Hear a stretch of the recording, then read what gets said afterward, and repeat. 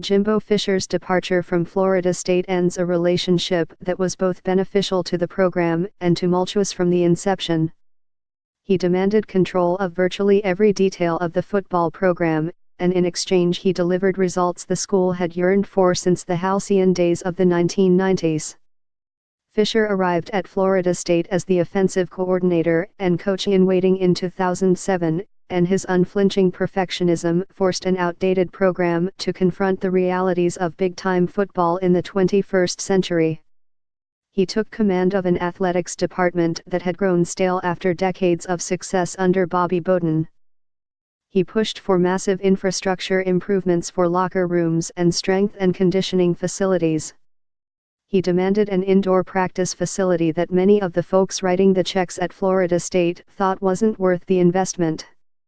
In short, Fisher's micromanagement injected new life into a moribund program and brought Florida State back to relevancy on the national stage. Fisher's tenure was not without controversy. There were numerous incidents involving Seminoles players under his watch, including sexual assault allegations against Heisman Trophy-winning quarterback Jameis Winston. Fisher stood by Winston at every turn, both during the sexual assault allegations and when he was suspended for shouting a vulgarity in the school cafeteria, which exacerbated tensions between the coach and administration.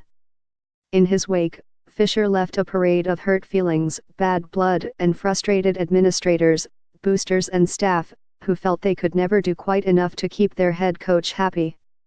In the end, a losing season and another round of demands proved too much, and Fisher's final game of chicken in Tallahassee ended with such devastating damage that there was no sense in attempting repair.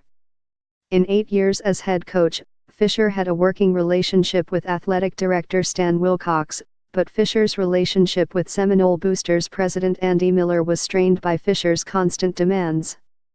The problem, however, was more that Fisher had done little to gain allies over the years, and when the power dynamic shifted this season, few people were willing to stick up for the coach.